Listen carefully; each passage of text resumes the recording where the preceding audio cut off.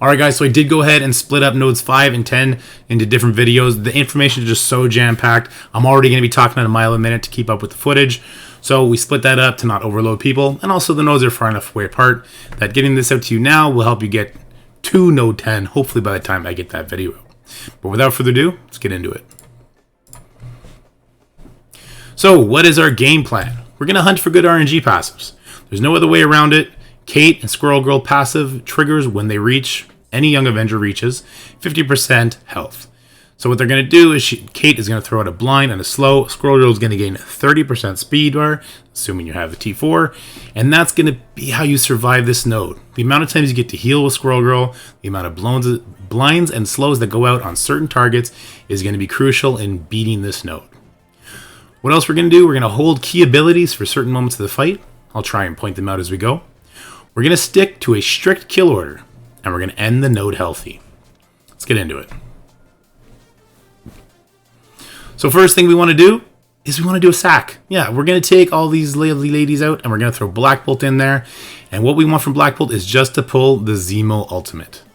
Now, if you're a crazy person like me, and you're doing difficulty 10, do not do this, because you have a different, better use for Black Bolt on node 10.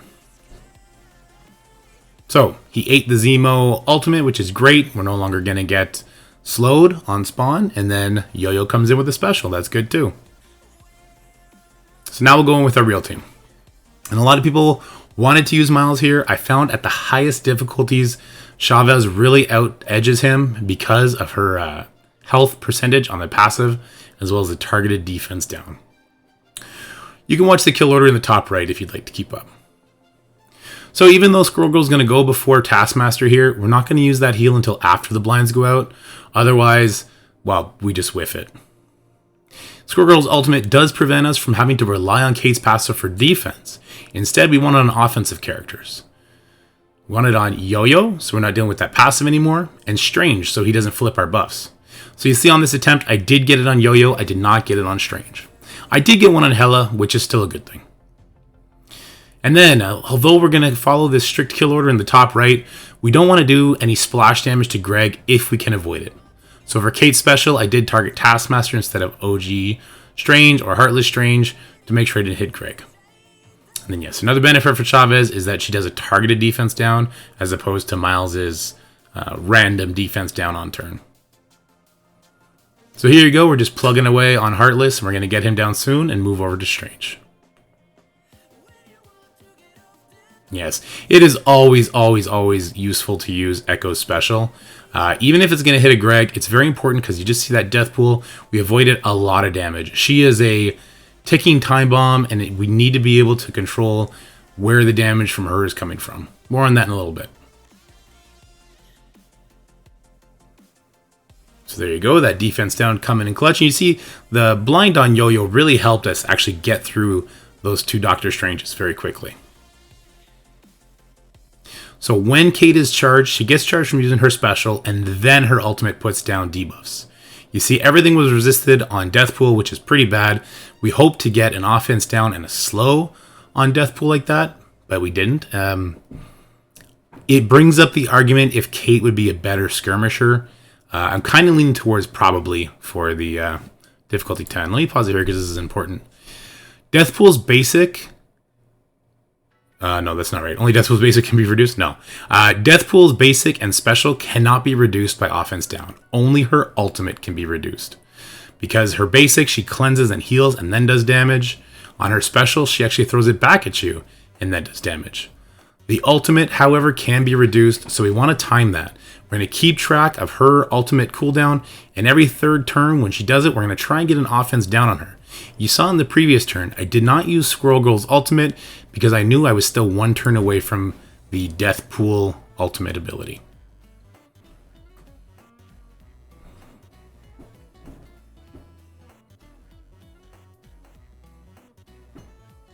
Unfortunately, Kate does tend to ping on these Gregs quite a bit, but it is what it is. So we go ahead and we get that offense down out there on Deathpool. She is going to use her ultimate next ability.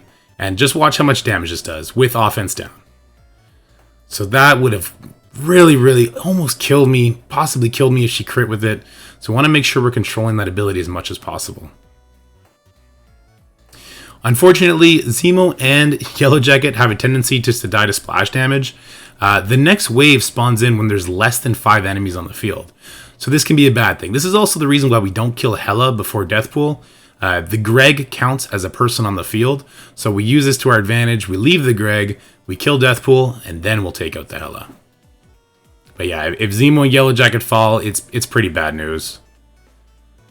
Because then you're either got to go into the next wave with Deathpool up or Hela up, and that's... both of them are kind of a death sentence.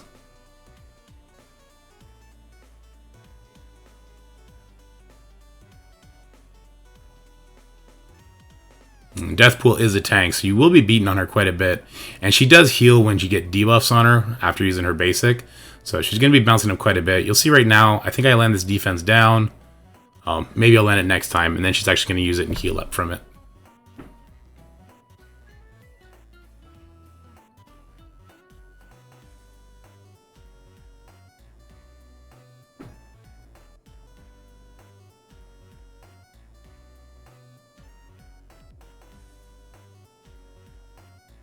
So it was the offense down. So she did get an extra heal because of that.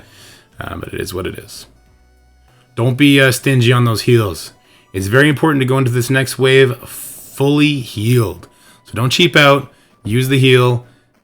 If you die trying to min-max, it's not going to help you. Really, you got to rely on the passive from Squirrel Girl to get her heal back up in time for both the next node and for a crucial moment in the next wave.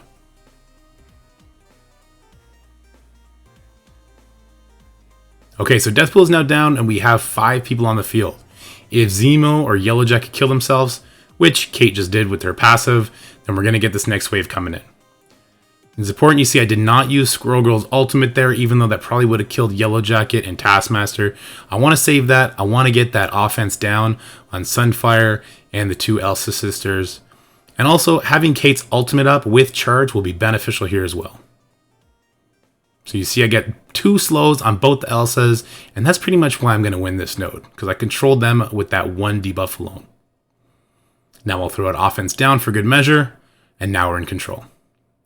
So I do get a little bit greedy here. I was able to pull the buffs off of Ebony Maw, so I start going for him, but really, Sunfire is a ticking time bomb.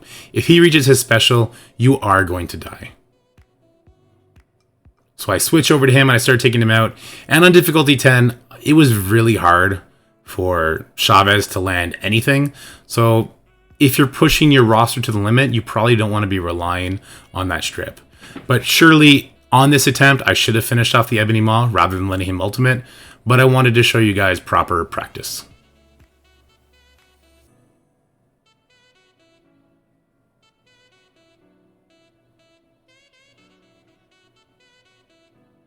Yeah, I can't tell you. The attempt before this one, Sunfire reached his ultimate because I went Ebony Maw first, and he one-shot everybody but Miss Marvel, and I almost had to redo the run.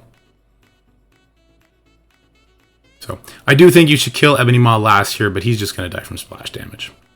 And at this point, it is time to start prepping for the next node. Let's talk about the cooldowns you need for the next node. Well, for node 10, I should say.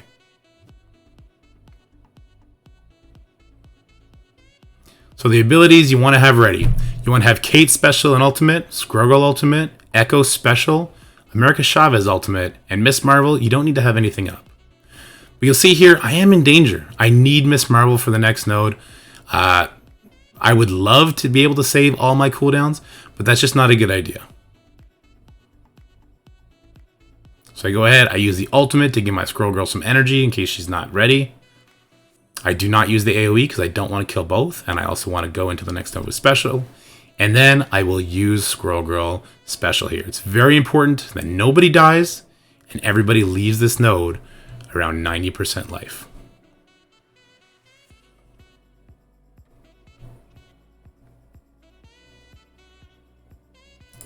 Alright guys, well that is node 5, at least for my take on it. There's a lot of RNG. There's going to be a lot of resetting for you there, but I hope the information I gave will at least alleviate some of the headache of trying to figure it out, because I did it a couple hundred times, hopefully to shave off some time for you. If you like this video, please like, share, and subscribe. The villain section is going to be coming out next, followed by the mystic cosmic section. We're going to have a little asterisk beside that section, because that's a really tough one. But anyway, stay happy, all you have fun, and I'll see you guys in the next one. Peace.